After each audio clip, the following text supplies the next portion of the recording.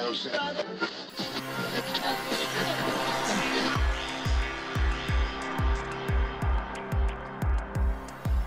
this is Leon Poe, man. You listening to Causeway Street Podcast. What's up, y'all? This is Kenny Anderson. Y'all listen to the Causeway Street Podcast. For all you new listeners out there, I'm your host, Joseph Pavone. I'm joined as usual by my two co-hosts. I'm Sean Dutra. What's up? Yeah, talk about walks yourself. on the bee. There you go. Joel Pavone. What up? I'm a Pisces. The most romantic. It leads off with that. The most romantic sign in all the zodiac. Oh, You couldn't tell by my voice already. oh, Sexy. I'm the producer of this ensemble that we call Causeway Street. In case you missed it, Hey, Bill Walton here, Celtics 1986. You're listening to the Causeway Street Podcast. Yeah, come here for nothing but the truth. This is where dreams come true. Thank you, Boston, for my life. where are we going? You guys are such homers. It's your boy Terry Rozier. You're listening to the Causeway Street Podcast. Now listen to my boys Joe, Sway, Joel, and Sean.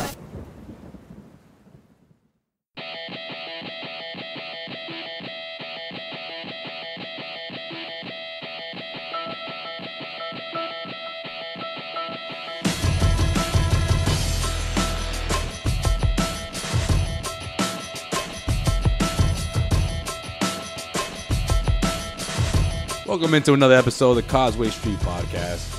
Usual suspects here. You know how it is. Joseph Pavone on the mic. Got Sean Dutra in the building. Hello. Joel Pavone. what up, what up, what up? And this Hello, is Governor. our newest edition of the Causeway Street Podcast, where Kyrie Irving apparently wants out of Cleveland. So you know what? That's what this episode's about. All right, We're just it's doing about, this? It's about Kyrie Irving. It's about do you want to see him in a Celtics uniform? I mean, let's just throw it out there. Let's just see what it would take to bring Kyrie Irving to Boston, and if you guys even want to see that happen. Okay, so that's what this is. This is what this episode's about. All right, it's about Kyrie Irving wants out of Cleveland, and not only does he want out of Cleveland, but he has a list of teams that he wants to go to. Celtics aren't one of them. Celtics are not one of them, but here are the preferred landing spots. You got the New York Knicks. I don't know why, but the New York Knicks are there. Miami Heat, San Antonio Spurs, which I think that would be great, but I don't know how they would even pull that off. And the Minnesota Timberwolves, which in my opinion was probably the best option, but because the Timberwolves can't trade Teague or another free agent that they signed named Jamal Crawford, so I don't know how that would work. But you know what? Let's just break it down. We'll get into that, and we'll also talk about I don't know. Would you want to see Kyrie Irving over Isaiah Thomas in the Celtics uniform? That's a I'm throwing it out there. I'm throwing it out there, okay? Because think about it. The second this story broke, every single Celtics fan was thinking that. So I went on the trade machine. I'm not gonna lie. Of course you did. I did. And I broke my New Year's resolution like what, months ago? Yeah, 2 months ago. you're back on the wagon, man. You need to go to. You know what? This is the first time I broke my resolution without putting the Celtics in it. Like I was doing the trade machine with Kyrie Irving and all kinds of different teams because I want to see what his best option is. Or, in my opinion, and this is what I think is going to happen, I think he stays put in Cleveland. But that's just my opinion. So here's my biggest take from this entire Kyrie demanding a trade thing. First off, awesome. Love it. Love it. Love it. You would. Love it. You would love because You and Michael Rappaport love look it. at LeBron James. That's what I'm going to say. I hate LeBron James. LeBron James just thinks he can do whatever hell he wants. He owns the NBA, and then his best player just goes, "Hey, LeBron, you're so fucking good. I'm out. How about that? How about I'll put my balls on the table right there and say, you win without me here?" Good for you, Kyrie. Good for you. You deserve to play in a city where you could get a decent bowl of sushi on a Tuesday night. I'm fucking proud of you. Good fucking move. And LeBron, you fucked up. You won the championship and you said, Cleveland, this is for you. But you should have been saying, Kyrie, this is for you. He fucking carried you last season, you fuck you. And now you got nothing, LeBron. All right, so what happened though? That's what I want to know. What happened? What made him say, you know what? I don't want to be LeBron James's fucking sidekick anymore. This is it. I want to go do my own thing. It's because Kyrie signed his deal, and then LeBron his extension, and LeBron just comes back and trumped him immediately. Kyrie was like, "This is my team," whatever. LeBron just comes back and he's like, "Oh, all right, we're because LeBron James, best player in the NBA." Awesome. Let's win some championships. Let's make this work. Now LeBron won't commit. Now LeBron just says, I'm not going to commit to Cleveland. And Kyrie is already committed the next 4 years to Cleveland. 3 years. Yeah. 3 years to Cleveland, right? Yeah. Well, 4-year extension, but he signed it. Whatever. No, he signed a 5-year. 5-year when extension. LeBron, right before LeBron came back. So I don't know if he that's knew that LeBron was coming back or not. That's my thing. If I'm Kyrie Irving, I was the guy that committed to Cleveland. I was the guy that you were supposed to build around because I said Cleveland. I said you drafted me. You drafted me. We're building something, like you can tell. And then LeBron comes in and you got to say, "Oh, okay. All right, awesome."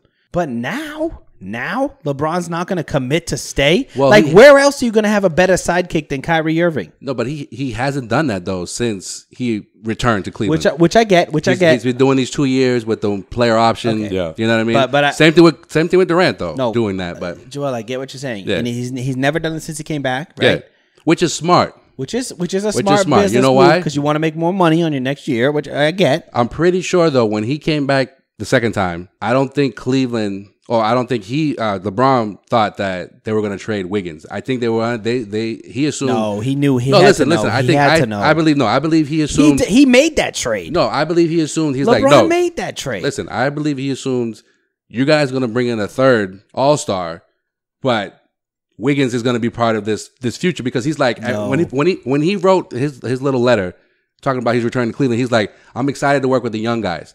Other than. Did he mention Wiggins in that entire letter? No. The answer is no. He did not. He never mentioned Wiggins once before he went to Cleveland because he knew once he signed, he said, listen. At that time, though, he did admit that they weren't a championship team. At that time, with Wiggins already drafted, Kyrie Irving, signing his 5-year extension. So far, you're looking at Wiggins, Kyrie Irving, LeBron James, right? Okay. Yep. And a bunch of scrubs, right? No, I mean, for lack of better words. Yeah. Oh, and Tristan Thompson's now a scrub in LeBron's eyes because, like. No, I'm saying, but at the time, I'm talking about at that time. I got you. What I'm saying, because he wasn't the starter. Remember, it was Andy Varejao who was the starter, right? No, over Thompson. But I hear you. But I mean, the thing is that like Kyrie now asking for this trade basically means like LeBron, I'm not playing second fiddle just to see you fucking walk away. You know what I mean? Like that's the thing. Like it was cool the first season. We went to the finals. You came back. I think there's a little more to it though. No, I don't. You know why? Because a lot of questions come to the forefront when you hear Kyrie like, no, I want to be the focal point of the team, right? And then everyone's like, well, if LeBron's leaving anyways, that's going to be your team. But the roster they have now, Kyrie likes to run. No, that's not a running team. And exactly. If LeBron leaves right now, they're a half court. I'm saying though, but they're a half court set team, right? But I'm saying LeBron made this team the way it is right now. Everybody that got signed was because LeBron wanted him. Even though Kyrie can see this isn't going to help. But like Gilbert had a lot to do with it too. They shouldn't have let Griffin go like that before they could have fixed this. So you know what? I'm with Joel on that. Let's rewind it. So David Griffin. This is the reason why I think all this is happening because David Griffin, the fact that they didn't trade for Paul George, Griffin was in the middle of Butler. He was in the middle of doing that. Like those, Kyrie would have been out the door too. No, Kyrie wouldn't have been out the door. I think he would have stayed put. But Kevin Love would have been out the door. But the fact that those guys didn't get traded to Cleveland, I feel like plays a big part because think about it. The fact that they don't have another perimeter, an all-star to help them out to go against Golden State, they know that in the midseason, you're not going to trade for one of those guys. No. So now that they're out of the picture, I feel like Kyrie's like, okay, LeBron is heading out no matter what. And if he's heading out, I want to head out before he does. I want to leave before he does because I can lead my own team. I can be the focal point, like Joel said. Do you remember Kobe? I do remember him. He's a good player. When the team sucked, what did he say? When he had Smush Parker as his point guard? He demanded a fucking trade. Yeah, the same year that they went back to the finals. Exactly, because you know why? When he demanded that trade, they made shit happen. Yeah, right. They got Paul Gasol. I have a feeling that Kyrie looks at when LeBron leaves. You're sticking me with fucking Kevin Love. Are you kidding me? Well, that's why I agree with Sway when he says that Kyrie's not going anywhere. I think this is this could be like either you fix this, hire another fucking GM, bring in more talent. Ship out some more talent. You know what I mean? It applies pressure. Exactly. And I said that before we started recording. But my honest opinion is that I don't think Kyrie's going to go anywhere. I think that Cleveland Cavaliers, Dan Gilbert, what do you mean? Because think about it. If the Cleveland Cavaliers make a trade, there's no way in hell, I'm telling you right now, there's no way in hell they will get the same kind of value from Kyrie Irving in the trade. They're going to get lesser value. Hear me out. So where I think Kyrie's going is going to be to Phoenix. That's my in my head. It's where he's going to go. That's not one of his teams, though. Doesn't matter. He doesn't. Cleveland can trade him wherever they feel like. He doesn't have a no trade. He doesn't have a no trade yeah. clause, right? So it doesn't matter. Yeah, but so when are you getting back from Phoenix? No, this is what I think. This is what I think. All right, go ahead. I think he's gonna get to that, Joe. I think he's getting to that. That's why I said go ahead. Is this mic on?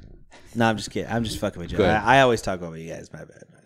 Phoenix has pieces that you can rebuild around. Like Kyrie isn't in the point of his career anymore where he wants to be like a guy that you're rebuilding around. He wants to be. He's been to the finals. If LeBron leaves Cleveland, not being overdramatic here, Cleveland will be a 4th seed in the East if LeBron leaves.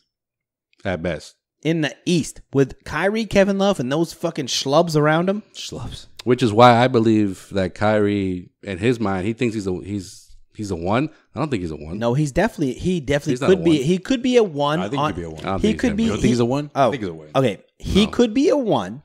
I mean, without him, they don't why win that last championship. I know, but I mean, I get You need- obviously because you LeBron have- James you- averages yeah, triple you have double. to, yeah. At the same time, though, he's got that killer instinct. Yeah, but he could. Yeah, be a one, lot of players don't have. He could be a 1 anywhere but fucking Cleveland. You think he's looking at this like, I don't want to stay here anymore. I stayed here because I wanted this to be about me. Now it's not about me. It's not my team. It's LeBron's team. I'm second fiddle. Yeah, but fine. Sean, he knew it Let's wasn't win some about him when championships. LeBron came back. He obviously knew that. I know that, but when he signed the deal, he said, "I'm going to make this I'm going to make it my own. I'm going to make Cleveland a destination." And then LeBron comes back, and he's like, "Okay, well, it's fine." But now LeBron leaves 3 years later. You guys push me aside the entire time, and now somehow the place LeBron leaves, the place that everyone wants to be like, LeBron leaves his hometown. What the fuck free agent is going to go to Cleveland after the best player in the NBA says, "Nah, I'm out. I live here, but I'm out." I know what Kyrie's just going to be there for 2 years, just struggling. Let's revisit. Let's talk about how Kyrie got to this point, right? Yeah, Yeah, that's a good- okay. that- that's a good point. Let's do that real quick. Because I think it's a lot deeper than what it looks Yeah, like. No, I don't think it's much on the deeper than what surface. it No, is. but on the surface, it just looks like I think their relationship it just is looks not like great. but on the surface, it looks like everybody assumes LeBron's out after this year, right? Mm-hmm. Whether they win the championship or not, or whether they make the finals or not, they just assume LeBron's heading to the West. Stupid move, but whatever. That's his prerogative. But it goes deeper than that because there's a bunch of little things that have gone on since they lost in the finals that has led Kyrie to say, you know what? Are white women this involved? Is the place only when they win championships. That's Wait, white, what? white I women said, are- "Are white women involved?" Nah, come on, Sean. He went to Duke. You're talking about the yacht pictures? Yeah, man. That was after they won the championship. That was white women for everybody. I'm just saying, there's not enough white women in Cleveland for him. Oh, jeez. The white woman capital of the world It is goes Cleveland. beyond that, Sean. It goes beyond that. I think it's their relationship. Is His it no? relationship with LeBron James is obviously not as great as it seems because I feel like this has everything to do with LeBron James. You know what? I don't actually think it has everything to do with LeBron James. How does it not? I think it has to do with the finals, the way the finals went down. Okay, so Well, maybe The the way- relationship wasn't. No, I don't think It the wasn't great in the relationship- finals. after the finals, what did LeBron say after the finals? I can't put my head down. I'm a I bitch. did what I had to do. Oh yeah. Right? Never gave any credit to any of his teammates. Yep. Right? You know what? Let me stop you right there. Go ahead. When they won the championship, what did LeBron say? This is what I work for. Yeah. I work my ass off. This is what I came back This is for. what I came back for. Exactly. I And who knew did we he could do give? is I. There was exactly. no. Kyrie Irving's the one that hit that big 3-pointer that sealed the game. Kyrie Irving is the reason why. Kyrie You know, Irving's in the one that game that 7, championship. when they had no answer, That shot? and defending Kyrie Irving, he never mentioned the fact that he was the one that took the biggest shot in the game and fucking made it. How about this? Game 7 How about this? against the Kyrie Warriors Irving's- when the Warriors should have won that game. Kyrie Irving's the only reason why LeBron is still relevant right now because when LeBron has to take quarters off to rest so he doesn't get cramps, Kyrie takes over. How many third quarters do you see Kyrie take over? He's like, all right, LeBron, Yeah, right, exactly. I got this. I will take over for this quarter, and Kyrie Which puts is- up like all right, 30 which is points, ironic. Well, like Sean, 20 points in a Sean, quarter. let me ask you though: how many times LeBron James gave him credit, especially just for that final Nothing. series? Yeah, you not know one what, time. maybe- No, but maybe not you're right. once. Maybe But you're it's ironic that Sean brings up, the times that LeBron's on the bench and Kyrie's in the game because his plus minus when it's just Kyrie on the floor, Oof. it's awful. It's pretty bad. Yeah. With that, which I get, but at the same time, like I think the problem is that Kyrie sees it as he's basically second fiddle, right? He's like, it's like, hey, it would be if Kyrie gets injured, you know what, LeBron still got this. No, You but know what I I mean? think- but I But think- he knows deep down that like if I'm not playing, You're now playing with Deron Williams as your starting point guard. You think that'll work? No, but I think I don't think they're going to resign him. But anyways, that's here. I'm just saying last year in the finals, right? They might have to if he gets traded. But that was all fine and dandy when they won a championship, right? Right. That's fine. But do you remember when they lost by like 20 something points against San Antonio in the middle of the San Antonio? Yeah. I think you're talking about the Christmas game. But shit went down then, right? Shit went down there because when they lost that game, that's when they had lost first place for the first time all season long. Or do you remember those? And Kyrie played like shit that those day. ESPN topics were like, is this really the team that's going to compete against so Golden then I State? think it was a little bit after that when they had that little team meeting. Yeah. Remember that? Kyrie was the only one that spoke about the meeting. Listen, I'm not. Yeah. I'm he was not, the only one that talked to the media about the meeting. I will say this: I'm not surprised. I think shit's been down for a little while. I'm not. And they thought they were trying to cover it up by like, at least if we win the championship, no one's going to talk about this. You know what I mean? But then winning cures everything, obviously. Yeah. So you lose in the finals. You have LeBron come out and say, "Well, I did what I had to do. I averaged a fucking triple double, and we didn't win.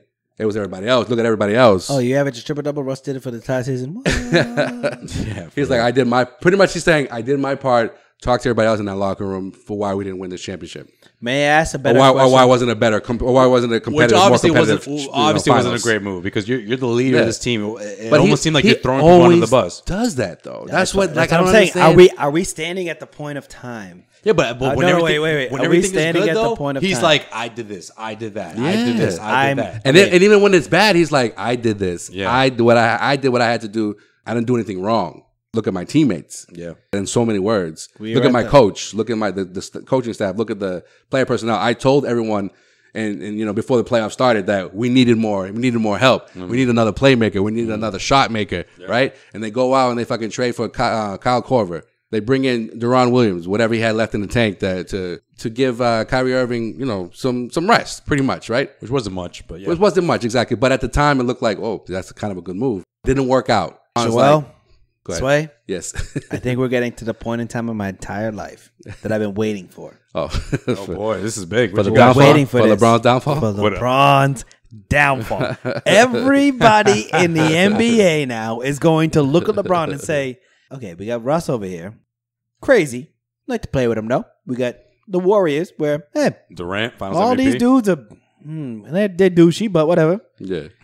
Paul George? Oh, we'll take Paul George any day. Gordon Hayward? Yeah, come here. Come on. Jimmy Butler? Yeah, come on. We want you. Yeah. No one wants to play with LeBron James. I knew this day would come once his talents were just plateauing, which I think is going to happen maybe not this year, maybe not next year, but the next year. No one wants to play with LeBron James. If because LeBron James is the biggest douche in the NBA, and God bless Kyrie Irving for saying, I'm out. I ain't dealing with this dude no more. God bless him. You know what? Because everybody else says, you know what? All right, Rappaport. LeBron James is gonna give me what I want. You're gonna be scratching your bald fucking head next season, trying to figure out how you wound up with Ty Lue as a coach and Jose Calderon as your backup point guard. You fuck. Yo, is it just me or every time that was awesome though? Every time Rappaport does one of those videos, he just sounds like Robert De Niro's son. Yeah. He sounds like Robert De Niro's son. He's like, you know you did it. It's like analyze this, but his son straight doing up the talking. Straight up, like. But thank God, the best like New Yorker right now. Thank God for Kyrie Irving. Tristan Thompson's going to be next. He's going to be like, I know LeBron. If LeBron was you any other, paid me, you signed this check to give me all this money, but yeah.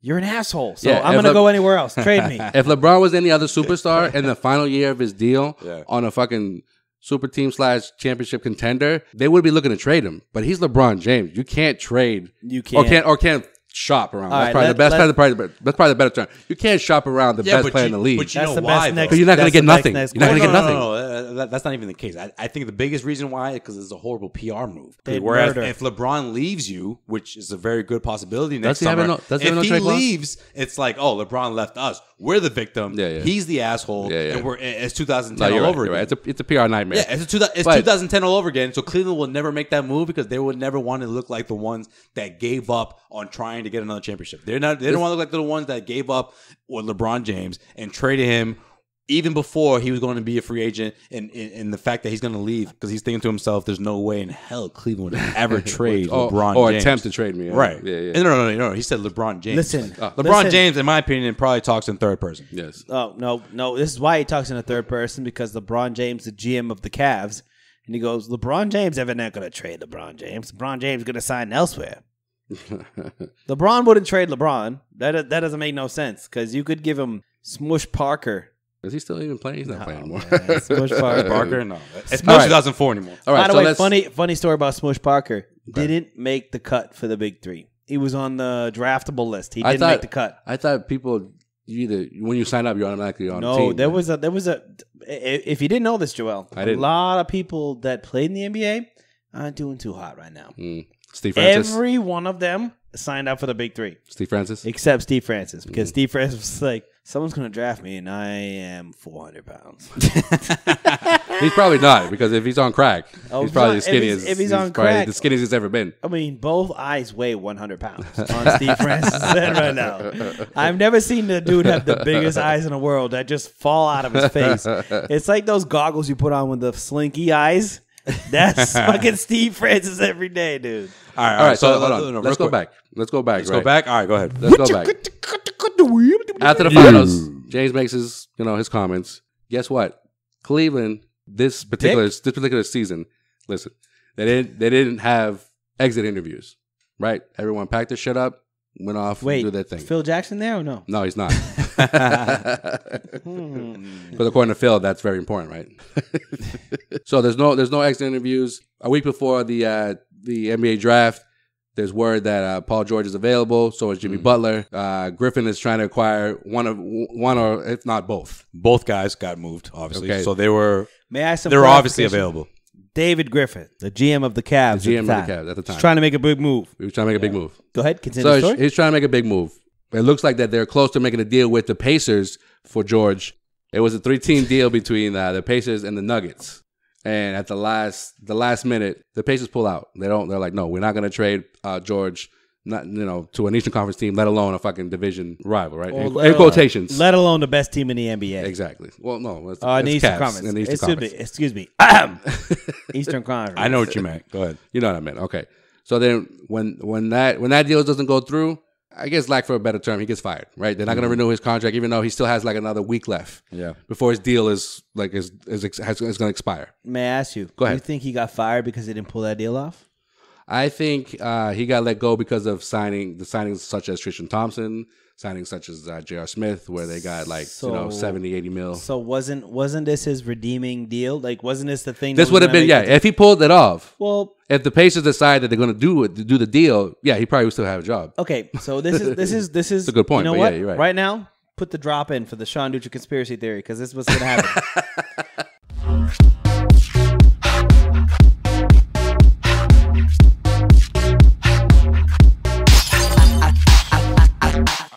No, for real though. Unsolved for real. mysteries. Let me tell you about this. This is my conspiracy theory of the week. The Cavs could have gotten better, but I have a feeling that there are backdoor conversations with who's the owner? Dan Gilbert. And who's the best player on the team? LeBron James. Yes. Which those two obviously don't have the best relationship. They do not have the best relationship. But you know what? You put a bottle of scotch on the table, you put a couple drinks in the glass, and you know. Nah, man. If I had to guess, I don't think LeBron's a big drinker. Listen, no. Fuck out. No. All right. You think he is? I don't think he is. I don't think LeBron's a big drinker, no. LeBron's that guy that goes to the party and has 2 beers and leaves. Yeah. He's that guy. Yeah, it makes sense to me. But yeah. This is the bigger point. LeBron James said, listen, don't mortgage your future around me because I'm leaving. Now, you can't tell anybody this. Well, I don't think he says he's leaving. No. I think he probably said, just don't mortgage your future around me. No, my guess is that him and Dan Gilbert have... that would have been leaked by now. No, because this is it. Because Dan Gilbert got lucky as fuck that LeBron James decided to go, hey, I'm going to come back to Cleveland. Right? Where else is he going to go, though? There's... How many teams are in the NBA? But after what he did? But listen, though. You know what I mean? At the same time, though, a lot of people will say that he fulfilled his promise. He got you a championship, and if he wants to leave, that's okay, right, because he got the city a championship. But before that, don't you think, and I think I've written about this on CausewayStreetBlog.com. Oh, is that our website? Yes. LeBron wanted or needed, more talent in Miami, and Pat Riley's like, we're not going to fucking stoop down to your demands. This is what we have. If you like it, you stay. If you don't, there's a door. Is that what got leaked? What do you mean? What got leaked? No, I just know. I believe that's why he left Miami because he's like, we don't have enough. We need like those supporting role players. We don't need fucking Mario Chalmers. We don't need fucking who else? Who else were they signing? You know, towards the end of that. Haslam. Yeah. Yeah, you're right. Shane Battier? No, Shane was smart and retired after that second championship. He's like, I'm good. I'm out. He did them a solid. He did them a solid, exactly. We don't need Ilgauskas in year 15. Hear me out. We need Whiteside. Whiteside was like a year too late. We don't need Birdman. We're all good. Exactly. I truthfully think that when LeBron won the championship, the first championship in Cleveland in 60 years, right? Yeah. Was a long 50-something years, 50-something years, 56 years or whatever. Yeah. I'm not keeping track, but I think that LeBron and Dan Gilbert sat down and said, "Hey, are you staying here? Is this real? Like, are you going to stay here long term?" And he was probably like, "Listen, like, I love Cleveland. I want to stay here, but you know what? There is going to be so much more money out there. I got to go. I'm going to go make my brand in LA, like whatever." So Gilbert, the way Gilbert's operating seems like to me is a guy that knows something. He knows something because you don't. I think it's the opposite. I think he thinks he knows. Hear me out. Because you don't just fire your GM and then do nothing for the entire time. Everyone's signing. What are you talking about, man? They got Jeff Green, man. They're good. Hear me out. Come on. Jose Calderon. You don't just. LeBron Calderon and Jeff Green are there to solve all the problems. Okay, LeBron said, "You know what? You know how we're gonna make this." Dan, I got you. You know how I'm gonna make this not look like we're doing anything well? We're gonna sign all-stars from 2009. Draft those all-stars. Sign those all-stars, and we'll be okay. Because you know what? LeBron's like, listen, I'm out. After this year, I'm out. I've done what I wanted you. And he goes to Dan. He goes, "Hey, what else did you want? I won the first championship in Cleveland in 60 years." And he's like, "I'm going to be out. But you know what? I'm not going to let you, going back to your trade, I'm not going to let you mortgage the future for 1 year because I see Golden State over there. They are way better than we are. And even with Paul George, if you have to give up Kyrie, you have to give up Kevin Love. Are they really better than Golden State?" No, but they wouldn't do that. Are they really better than Golden State? No. But if you're talking about Kyrie leaving and Kevin Love leaving for Paul George, is that what you're saying? This is before Kyrie. I'm saying in this trade, you told me it was Kevin Love leaving and you bring in Paul George.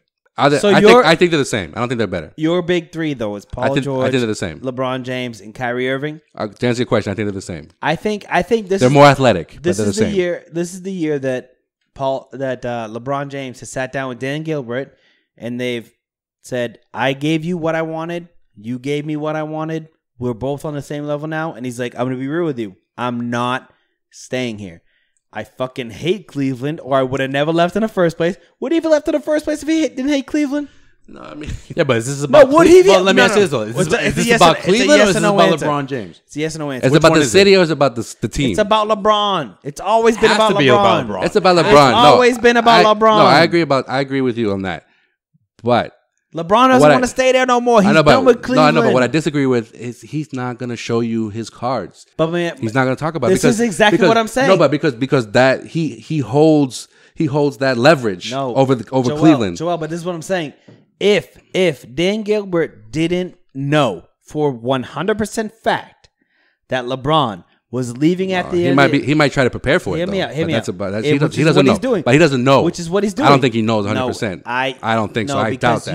You can't fire. Yeah, but you can't function in this. You can't function in the season like, damn. I know for a fact that this dude's leaving. Now Kyrie's demanding a trade. That's not gonna work. That team is unraveling. That team's gonna unravel completely. Isn't it already happening? Yeah, but I'm saying, but it's unraveling, but it's not to the point where they're not gonna. They're still the number one team in the East. Let's be honest. They still could make it to the finals. They're still championship contenders. Exactly. The way they are right now. Sean, before we start recording, you said it yourself. I mean, if Kevin Durant gets hurt, they're right there. I mean, if we're talking about the second best team in the NBA, it's the Cleveland Cavaliers. We can't say the Celtics are there yet. Right, but what I'm trying to say is that I think it's the first time we mentioned the Celtics on this damn podcast today. I know. That kind of episode. We'll get there though. We'll get there. This is your Cleveland Cavaliers podcast. Everybody knows the best place to get a Philly steak and cheese in Cleveland is Philly. You know what we need to do? We need to find out what those podcasts sound like right now because they must be freaking out. They must be Cleveland Cavaliers. Well, isn't there one on the CLNS network? No. I think there's a big collusion going on in Cleveland between Gilbert and LeBron James. And I don't think there's a collusion. Otherwise. You know why? Because I don't think Gilbert is as smart as he thinks he is. You know what though? All right, let's. I'm gonna be mad. I'm gonna be mad when I listen to this podcast. I don't think you let me finish my conspiracy theory. All right, finish. No, I already lost it. I think You lost it. All right, well, let us know when you get it back, because in the meantime, we're going to get into a little bit of Celtics talk. Real quick, guys, the Celtics obviously play a part here. Everyone, all the Celtics fans are going to say to themselves, whoa, if Kyrie Irving is up for grabs, what would it take for the Celtics to trade for Kyrie Irving? But thoughts on that? No, but you didn't let me finish on how he became available to, was this a fucking timeline? No, it sort of was. Wait. All right, go ahead then. Well, then after Sean, why'd you interrupt him, man? He was getting there. I know, right? After Griffin I was in the middle of that conspiracy theory, bro. There you go again. Well, after Griffin got relieved of his duties, they're interviewing with Billups, who had 2 interviews, one in Detroit, one in Cleveland, and they're lowballing him money-wise, right? Because the average GM makes about $4 million in the NBA, and they don't want to give Billups any more than 2. So he said, you know what? If LeBron James is going to leave, and now I got to deal with trying to make this team competitive, I'm out. I'm not gonna deal with that. Okay, I'm not gonna deal with that. May I say one thing? Go ahead. Don't you think Chauncey's tapped into like NBA players that he? Of course. No, you're right. I agree. So he knows he did LeBron's the right thing. Leaving. He knows LeBron's leaving. I don't think he knows LeBron's leaving, even though he denies saying that LeBron had played no part in his decision. He's got a feeling LeBron's leaving, though. You're right. Hey, but I think they lowballed him more than anything else. In terms of money, I think that's the main reason why he decided not to take that job. That's why? I think so. No, because if you still got Kyrie, something must have came to Chauncey being like, hey, LeBron's going to leave, and Kyrie wants to demand a trade. Like something, this stuff has been brewing in Cleveland for a long time. He's not going to admit that. Let's be honest. This stuff has been brewing in Cleveland for a long time. Yeah. So Billups doesn't take the job. They're still GM-less. All right? July 7th comes around, and this is where reportedly Kyrie has his meeting with Dan Gilbert about demanding a trade. He doesn't want to play with LeBron anymore. He thinks he can have a bigger role or be the focal point of a team somewhere else. That happened on July 7th. So now it got leaked. This wasn't supposed to happen, because when Dan Gilbert goes to Vegas for the owners meetings out there. You know what? You know what's funny too? They didn't have a summer league team. No, they didn't. You're right. You know why? Why? They ain't got shit for young players. So now 2 weeks later, this gets leaked out that Kyrie wants to be traded to either the Timberwolves, the Heat, the Knicks, or the Spurs. Which I don't know. I agree with you, Sway. I don't think it's gonna happen. Spurs. I don't think it happens, because I think they're gonna do whatever it takes to keep LeBron around. So if you trade Kyrie Irving, it's a given that LeBron is out next season. And we talked about it earlier. The Cleveland Cavaliers are not going to trade LeBron James. So pretty much they're going to be without Kyrie, without LeBron next season, and they have to start from scratch. I don't see that happening. I really don't. I see the Cleveland Cavaliers making them play together. I mean, let's face it. Does Kyrie Irving even have a choice at this point? I mean, no. He's got, 3 years left on his contract? So at the same time, although they don't want him to be, in the public, obviously, nowadays, because now in the public, it's like, okay, Kyrie doesn't even want to be there. But at the same time, if the Cleveland Cavaliers want him there, he has no choice to stick around. And they're going to do whatever it takes to keep LeBron around, and you have to have Kyrie. Kyrie is the reason LeBron went back to Cleveland. There's no other reason why he went back. Yes, Kevin Love happened afterwards, which I think he knew about, but at the same time, he knew that Kyrie Irving was a rising star, and he knew that he was someone that he could build around.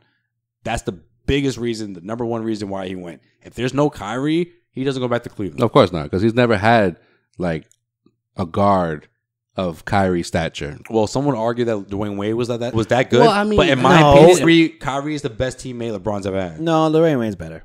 What? That first year, Dwayne Wade's better than Kyrie. Yeah, how did that go? They lost in the finals to the Dallas Mavericks. Well, one of the worst 4-2. One of the worst championship teams in the last 20 years? Can we say that? Dallas Mavericks that good? No, you had Dirk Nowitzki and you had a 39-year-old Jason Kidd. They weren't That's that who good. Led that team. They weren't that good, but they were good enough to beat the Miami Heat, right? No, but Dwayne Wade and LeBron James. But I think the problem is that last San Antonio series when they lost in 2014, Dwayne Wade was whack. May I say something about that 2011 year? The 2000. I'm telling you, Kyrie's the best teammate he's ever had. Hear me out. Best teammate he's ever had. Dwayne Wade was way better than Kyrie right now, but he couldn't take the back seat, even though he saw LeBron. No, he told LeBron, I'm okay with taking a back seat. But he couldn't take the back seat. He couldn't. That's the But problem. he did, though. No, but He did. He did, but every time there was like a big shot, Dwayne Wade was going to have it. Or Dwayne Wade was going to want it, and then he would let off something else. I just feel like Kyrie, from where he was in his career, okay, you forget. Everyone forgets this. Dwayne Wade won a title without LeBron. Yeah. Right? No, I agree. So Kyrie I don't won. forget that. Kyrie won 33 games without LeBron. So you think when he comes in, doesn't go, all right, I'm second fiddle, fine.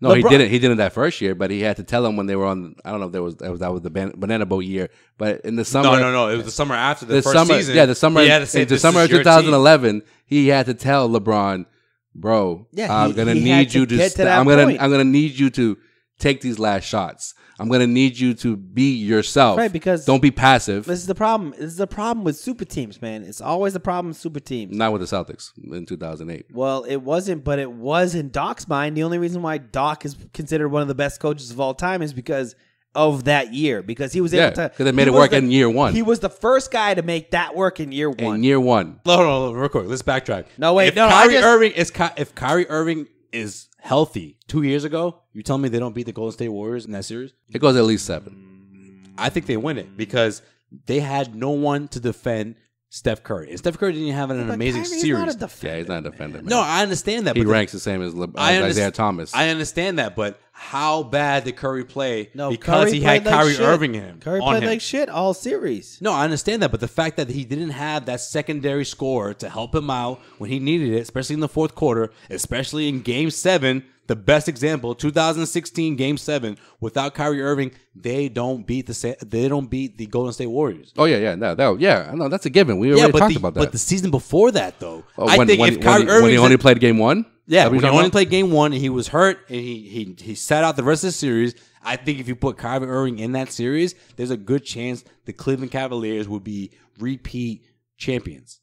Before this past season, obviously. They would have won 2, and Golden State would have won this past one because of Kevin Durant. No, I think it goes at least 7. And in Game 7, anything goes. I think. Which one? In 2015. Really? I think it goes 7. This is Joel, the one that was all about Cleveland. No, I mean, what the fuck? No, but only because Kevin Love wasn't there either. You forgot that. Yes. Get out of here, Kevin Love. But Kyrie Irving is the one in the fourth quarter scoring I understand points. that. Kyrie Irving is the one that's going to win the game for you. I understand that, but in 2016 when they won it, Kevin Love helped him win one of those games. Yeah, 100%.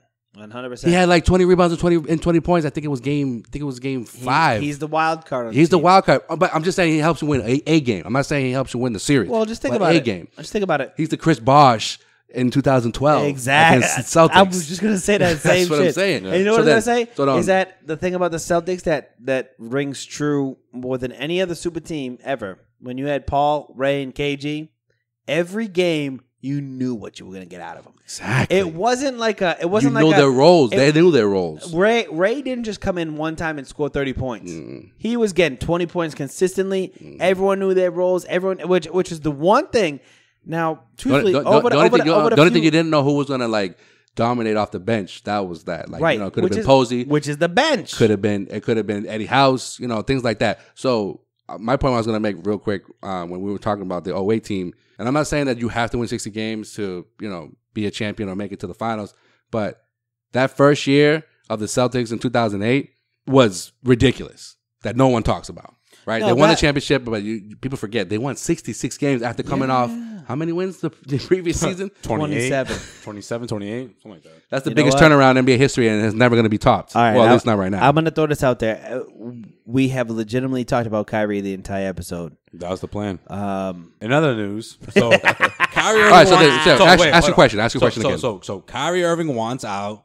Of course, the Celtics fans are all over Twitter talking about what would it take for the Celtics to acquire Kyrie Irving? Too much. My question is, if you want to see the Celtics acquire Kyrie Irving, what are you willing to see them give up? And do you think that would make them much better? Do you think a trade for Kyrie Irving would put them neck and neck with the Golden State Warriors? If that trade doesn't put you neck and neck with the Golden State Warriors, why do you even make the deal? I don't think it does. I don't think it does either. So my point is, As you can clearly tell, Isaiah's had better numbers the last 2 seasons than Kyrie. Right. Well, that not only that, but I think the fact that Kyrie Irving, because of his contract and because he has a few years left in it, for those people who are pushing for a trade for Kyrie Irving to the Celtics, I understand that factor because the Celtics would certainly save a whole lot of more money if they were to make that trade in the long run or in the next couple of seasons. They would save a lot more money instead of signing Isaiah Thomas to what, 32, 33, 34 million. Yeah. Whatever happens next summer,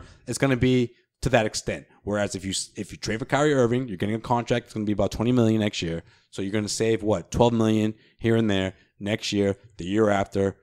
Sean, what do you think about that? Because Joel seems like, I don't know. I don't think you want to see that happen, right? I don't want to see that happen. But you asked Sean first, so I'm going to wait for Sean. So would I want Kyrie on the Celtics? Yes, 1,000%, 1,000%. But if you got to give up Isaiah, I'm okay with a straight Isaiah for Kyrie swap. But that ain't gonna happen. That ain't gonna happen. It doesn't work. It can't work. No, it's not gonna work. I've thought about this. A lot. Okay, you can do Al Horford and Isaiah for Kevin Love and Kyrie Irving, but that would never happen. But like realistically, like that would put them over the top of Cleveland, but fucking Golden State. Okay, they could be Golden State. No, but I'm just saying the way the Celtics roster is working out right now is like you don't have a lot of tradable assets that make a lot of money. No, like you don't have that Amir Johnson anymore. You can just throw in there to match deals. No, you have Al Horford. That's it for Kyrie and Kevin Love, and maybe throw in like a whatever draft pick and get that. But does that really make you better? Like I just feel like Isaiah Thomas. You know what? It doesn't even matter. I just don't think that Kyrie will be a big fit in Boston. You don't want to. You have Isaiah Thomas. Isaiah can play this year.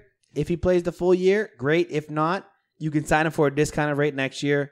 I just feel like Kyrie, at the money he's making, yes, it's great money, but will you really get better? And are you really going to want, like, as much as we can say Kyrie's making a stand against LeBron James still rules the NBA.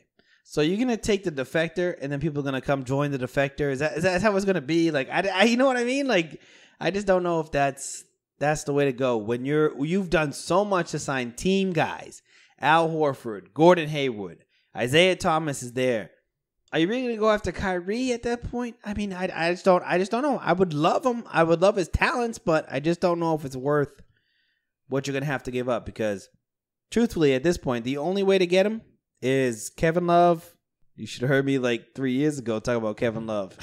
Yeah, that's the thing, man. Seeing Kevin Love in a Celtics uniform, I mean, it just doesn't appeal to me anymore. 3 years ago. You would talk about that earlier this season. Now that the Celtics have Al Horford, I just feel like there's no need for him. But if you're trading Al Horford for him, I still don't see that team being good enough to top the Golden State Warriors. And if you're not topping the Golden State Warriors, what's the whole point of making the deal? I mean, realistically, no, it's stupid because if you are trying to trade Kevin Love and Kyrie Irving for Isaiah Thomas and Al Horford, you would then become Cleveland without LeBron. Like, it's Gordon Hayward instead of LeBron. You're not going to beat Golden State with Gordon Hayward instead of LeBron. Yeah. So I don't know.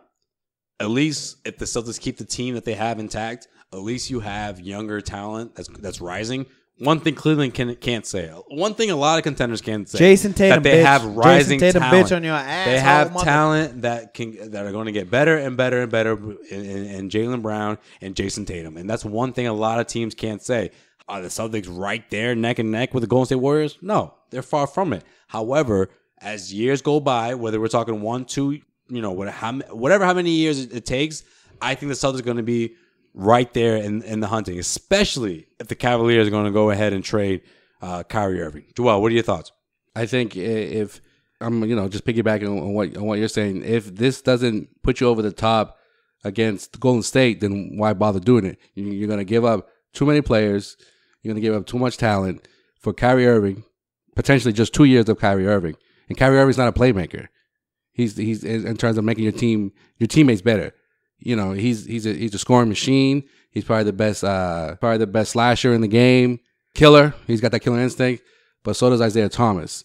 And at least you got one more season of Isaiah Thomas before he gets he'll get his max deal, whether it's here or somewhere else. But I don't know. I just don't think that makes you any better. And you're going to lose a lot of assets and chips that are either going to grow here or be a part of another deal. Maybe Anthony Davis. Maybe. Never know. Wishful thinking. But, I just Boogie Cousins. Still, huh? There you go, huh? Still on that, huh? And on that note, we'll get into, in case you missed it, Joel, what the hell did we miss in this episode? In case you missed it. Everything other than Kyrie Irving. Yes. In case you missed it, the Wizards and John Wall have finally agreed to a 4-year extension, $170 million. That's it, huh? The thing about this, though, it's funny. This has been on the table for quite some time. I think ever since the Celtics knocked off the Wizards.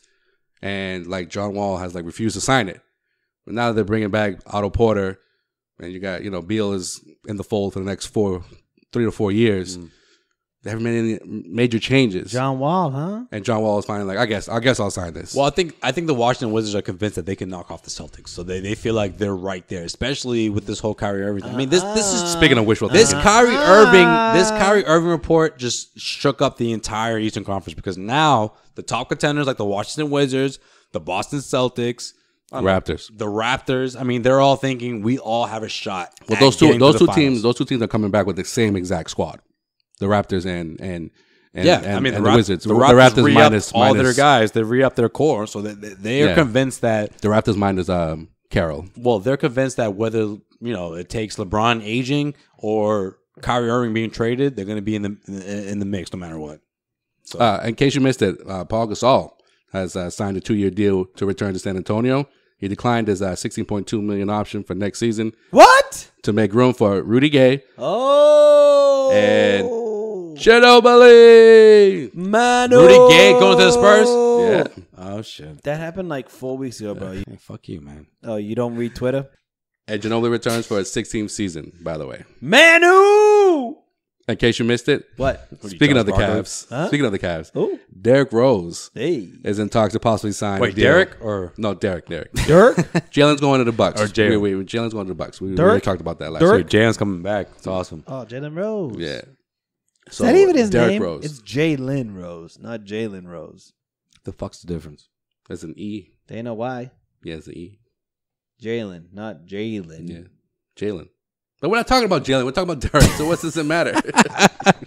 Keep going. Keep going. Derrick Rose met with the Cavaliers, and it's funny because this literally happened 24 hours before the news of Kyrie Irving wanted to, demand a trade. So if the Cavs are that dumb and they do trade Kyrie Irving, Derrick Rose is waiting in the wings. Was it you that tagged me in that shit? About what? The Happy Gilmore shit? Yes, I did. No, that was that was me, motherfucker. No, I tagged you guys in it. I tagged you in it. Happy Gilmore thing? No, the Happy Gilmore thing with Derrick Rose is the face of the crazy. Okay. Derrick Rose is the grandma. I think talking about the Kyrie's, Barker and Adam Sandler thing. Mr. Rose already met with the Lakers, Bucks, and the Clippers. In case you missed it, player formerly known as Jesus Shuttlesworth has finally clapped back at Celtics fans on social media. That's a fake name. What's his real name? You tell me what's his real name. You know his real name. Actually, his real name is Walter. Not what not what everybody knows him as. Why don't you just announce his name? And say his name. Go ahead. I'm not just so that people know. You haven't noticed that Joel doesn't say his name. You didn't know that? Wait, who is it though? I don't know. Say his name, Sway. Don't say his name, Sway. Don't say his name, Sway. Judas. From the Bible? Yeah. He played basketball. He played basketball as number 34 in Miami. Kill Jesus, man. Yeah.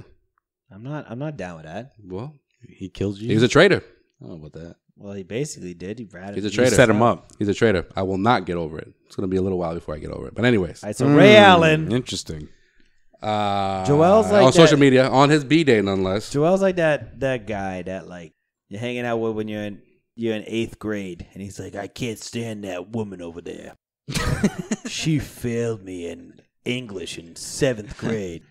I'm like, what's her name, man? She's like, I'm not gonna say the name. I wrote a great paper and she failed me. Just because I had no punctuation? Are you kidding me? By the way, I failed high school physics by 1 point. This did happen. So fuck that teacher. Say his name. I don't know her name though. Say her name. I forget her name. I honestly forgot her name. Say her name. I honestly forgot her name. You just opened up a wound, Sean. You just opened that shit up. I honestly forgot her name. I had to take. This was my junior year in high school, so I was forced to take a science my senior year, which I didn't. If I passed by a point and a half. Miss Reisman? No, Hey, all I'm gonna say is my physics teacher, Miss Shippers. Woohoo! Get it? She can get it, huh? There you go. Too bad. Yeah, what's up with science teachers? That wasn't the case. There's a good amount of science teachers that don't look so bad. Math teachers. Not even the a math joke. teachers were Not pretty, even a joke. pretty dope back in the day. She may have been pregnant that year I was there, but damn. So Mr. Walter, aka Judas. What did Alan do? Ray Allen, everybody. Ray Allen. I know, right? A lot of people are like, who the fuck are they talking about? So on Instagram, during his birthday, there was an Instagram account who should remain nameless. Was bigging up the greatest shooter of all time. Yeah, I said it. He is my favorite shooter of all time still. Steph Curry? No, not yet. On his Not big day, yet. Never. And many people called him. Joel hates the Warriors. And people called him a traitor. And Judas decided to tell Celtics fans, get over it, while also thanking those that wished him a happy birthday.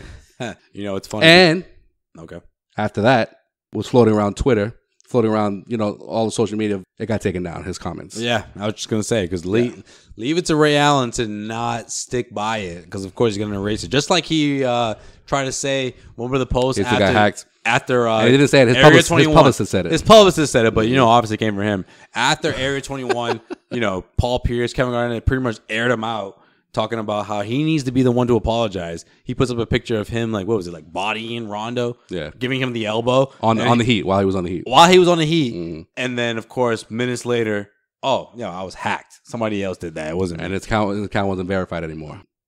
In case you missed it, Conor McGregor decided to troll Floyd Mayweather on favorite Instagram. Story of the day. While wearing an old school number 23 Warriors jersey, which, if y'all don't know, Draymond Green's number is 23. That's the old school. His current number is number 23. So Draymond, of course, he couldn't stay quiet and telling McGregor, bro, we're not riding with you. We're riding with Floyd. Take that jersey off. So McGregor was like, that's CJ Watson, mate. I don't know who the fuck you are. No disrespect, though, kid. Keep hustling and stay in school. Stay in school, Draymond. Now, what makes this even more great, this post, that the fact that McGregor got the last laugh, is because CJ Watson, for those who don't know, used to bang Mayweather's wife. Got him. The best part about this, though, is that Draymond Green can't say anything back to that. How do you come back? There's no way. Draymond can't come back from that. It's almost like, shit, my bad, bro. Right. But you can't. Like, that's my jersey. He's like, carry on. But he can't say that, right? Yeah, he can't say He can't say my bad, nor can he say something like, aggressive and saying like, F you or whatever. Yeah, Conor McGregor is the best shit talker in the world. No matter what he says, he looks bad. So the best course of action is to say nothing. Stay the fuck quiet. So Draymond did that. So we finally found someone to make Draymond shut his mouth. Exactly. That's a great. Exactly. Because Celtics signed Conor McGregor tomorrow. If it was anybody else, Draymond Green has to get the last word. Exactly. But when it comes to him, he's like, wow, I just got shunned. I got nothing to say. There's no way I can come back from this. Yeah, there's no way I can say something to make me look best. So I'm just going to shut up and just take it. Yeah, just because he's the best take it on the chin. Shit talker take in the that L. NBA. Take that L. Yeah, McGregor was like, yo, hold this L. And Draymond's like, okay. I will. You know what? I'll talk shit when Mayweather wins, but for now, I'm going to hold this L. He may be the best shit talker in the NBA, but he's got legitimately nothing on Conor McGregor. Conor McGregor isn't out of his element, bro. Isn't the best fighter in the world. Neither is Draymond. Is the best player in the NBA. No, he just likes to kick people in the balls.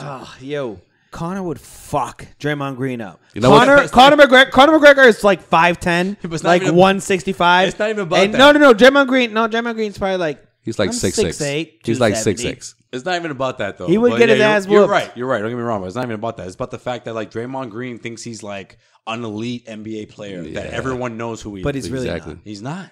Yeah. When I saw the post originally, I saw like a top 10 player. I saw the old school jersey, and when they were going back and forth, I thought he had a Jason Richardson jersey because he used to wear number 23. No, that's CJ Watson, bitch. Good old CJ. Yo, that Jay Rich team back, what was it, 06? 06, 07, dunk contest? Man. Dunk contest? Not only that, but like that team was a fun team to watch. Baron Davis, Steven Jackson. They knocked off the 8th seed, the Dallas Mavericks. Steven Jackson. Baron Davis. Yo, Mike Barnes on that squad too. Yo, Troy Murphy was on Troy that Murphy, squad, son. What you know about some Troy Murphy? What you know about Troy Murphy, bitch? What you know? Yo, them dudes left Dirk and his boys freaking stumped. They were like, home. how did this even happen? Going home, man. In case you missed it, the greatest Celtic of our generation finally came home. He signed his contract. and officially retired as a member of the Boston Celtics. Paul Pierce, ladies and gentlemen. Paul Pierce, motherfucker. Number 34 will never be worn ever again. It's going to be hanging from the rafters at some point this season. But my man Paul didn't just come and just sign his contract and bounce. No, decided to put on the Celtics practice shirt and shoot around in Waltham. Got some shots up. Bringing it back to 2001 right there. Yo, you know how many years Paul Pierce shot on that court, man? Epic. That was epic. You know what? To see him in that uniform. And isn't this the last year in Waltham? Last year in Waltham, yes, too, right? Yes, it is. Yep. You're right. Yeah. That 2008 banner that hangs in Waltham. Oh, that picture. Who helped put that up there? The truth. My name Paul Pierce. Paul Pierce. Not only did he do all that, hold up his jersey, which had the stupid GE logo on it, which is awful. But anyways, I like the GE logo. It's too big. It's too big. It's too big. I don't like it, but I want that jersey. By the way, I want that jersey. My friend Stu won a fucking autographed Celtics jersey. Shout out to you, Stu. Still mad at you. Didn't come to our draft party. Yeah, asshole. You would have won a fucking autograph Isaiah Thomas ball, Polly. Douchebag. Well, anyways, Paul head out to the Commons, was walking around, had his live IG, feed. Yeah, I love how Paul is all about social media. Was just chilling with the ducks. Had people come up to him, taking pictures and whatnot. And the swan boats? The swan boats, yep.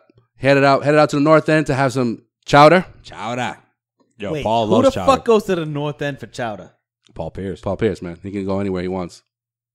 Yeah, I was going to say, Paul, I know some good spots for chowder, but maybe he likes the thin chowder. Hold on. I'm a big fan of the thick chowder, but I think he likes the thin chowder. Yeah. Where's the Union Oyster Bar? Is it in the north end? No, it's by the Garden. It's right by Hennessy's, actually. Sean's place. Kind of the north end. That's kind of the north end. That's where he went. That's not the best chowder. But that's where he went. I didn't say the best. I just said he just went for some chowder. Yeah. No, I will give you one. He was asking people on Instagram. He was asking people on Instagram, and that's the only one person that just mentioned it. Well, no one else said anything else. Why did I not use my phone as I should? Well, I could have given him like the best spot. If you follow Paul Pierce on Instagram, you would have got notified that he was live. If you guys want to know the best spots for chowder, I'm not going to fucking tell you. I'm surprised Sway didn't go out there and try to get a drop for Causeway. It would have been great. It would have been great. You work right in the area. You know what? When I found out, I didn't see it until the next day. When I found out, it was too late. Exactly. Yeah, I didn't see it until the next day. Just like you. I got a head on. Paul Pierce, guys, this is like the conversation that I've been hearing for the last week or so. Where does he rank in terms of best Celtics of all time? I mean, he's the best of our generation. So is he top 5, top 10? I think top five. I think I saw somebody put it like the best, as they said. There's Bird. There's if he's Russell. not top 5, he's the sixth man. He's coming off the bench. There's Bird. There's Russell. There's McHale. Bird, Russell, McHale. You know what? I even put some people say Hondo is in there too. Hear me out, right? Put Hondo in there. So here's my thing. It's like obviously best Celtic of all time is Larry Bird. I'm saying it. Okay, so you got 3. You got Bird, Havlicek, Russell, right? You say Russell? You didn't say. You didn't answer. Okay. Russell. All right, Russell's the best Celtic of all time. You can't go wrong. Number 2 is Bird. Number 3 is Havlicek, just because what he did. Because right? he does lead the franchise in points scored. So there is a 4 through 7 area that Paul Pierce falls into. I think it's borderline 5th, 6th man for me. It doesn't matter who you want to take. McHale, Parrish, Kuzi, Pierce. I think he's over Parrish. That's a good argument. I mean, I think he's over Parrish. Cowens. Cowens, yeah. You know what I mean? Cowens, a good argument. Cowens and Sam Jones, those two. There I think are so many Celtics. I think Paul's neck and neck with those guys. Cowens and Jones, and those guys are right in the top 5 or teetering in and out of the top 5. But you got to think about it though. It's like any other team. Paul Pierce is the number 1 or number 2 or definitely top 3 of all time. Let me ask you this, real quick. Let me ask you this though. Best pure score. No, but I don't like doing this people shit. don't say Havlicek. No, I don't like doing this shit because you know why? He does lead the franchise. Best pure score. Like you just didn't say best score because obviously it's Havlicek best pure score. It's like it's stupid. Best pure score means the 3-point, the perimeter. Sway. No, here's what I'm going to say.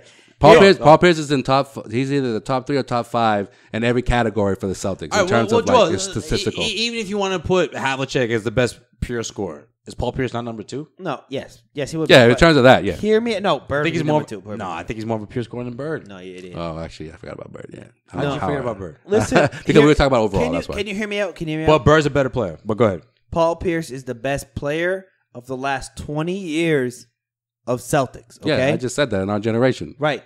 But that means a whole shit ton more than any other fucking team out there. All right, so hold on. Let me just finish. But let me throw you a question though. What about those that say that he played on those shitty teams, right? Bird, Havlicek, Parrish, Mikal, they played on great teams and they were still great. Paul played on too many shitty teams though.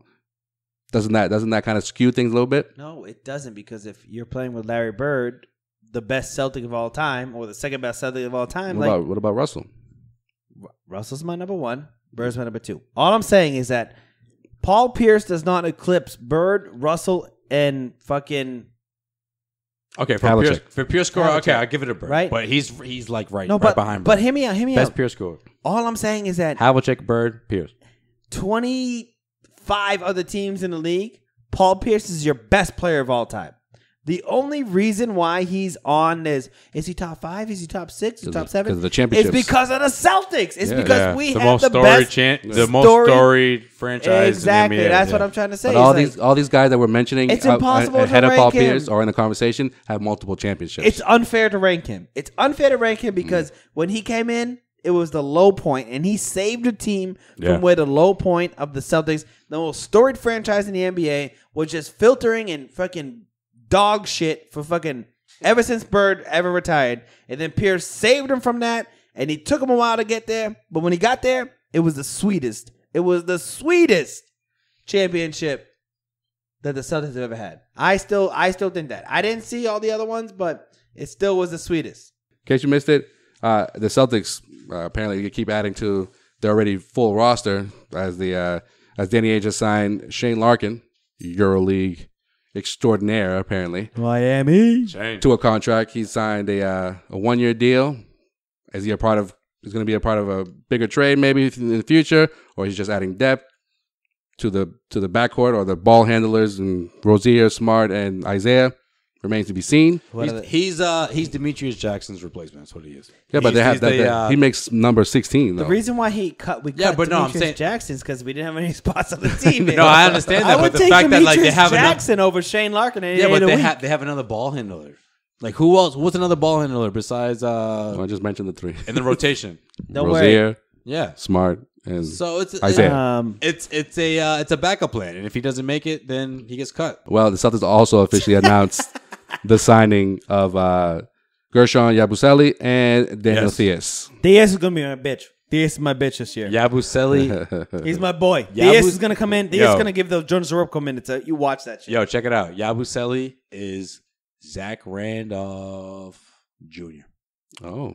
You heard it here first. I thought you were going to say like his protege or some shit. That would have been awesome. No, in case you missed it, real quick, guys, go to Jaylen Brown's Twitter account to watch hashtag Drive-By Dunk Challenge. It's great. That's all I'm going to say. You guys got to go to his account to see that. If you don't know what the Drive-By Dunk Challenge is, Google it. Fucking great video footage. That's just hilarious. He breaks the hoop. And you know what the best part about that thing is? What are you, Kendrick Lamar, dude? The best part about that thing is when the guy goes, "Hey!" After he steals the ball. Go check that out. Go check that out. This occasion mixed it is brought to you by CLNS. CLNS Woo! Media When you want the best. Network. Make sure you download their mobile app for your Android or your iPhone. You can also follow us on Twitter, Instagram, and like us on Facebook. Wait, what happened? What? Oh, Snapchat as well. We got some funny snaps. We got up some there. snaps going. I gotta say, it's my favorite app. Depending on when you listen to right this. now is CLNS. Woo! When you want the best. Yeah. And that's it for In Case You. In case you missed it. Oh shit. So hey, where can they follow you on the interwebs, man? We haven't shouted out your Twitter in a while. Yeah, man. Everybody give me a follow. I'm at Joe_Sway. SWAY. At Sean Dutra. Just at Sean Dutra. SEAN. And on that note, we'll talk to you guys real soon. What you want to do? Peace. You got no point guard, you got no GM, you don't have a fucking shirt, and that's what the fuck you get for creating the friends and family watered down AAUification of the NBA. Good.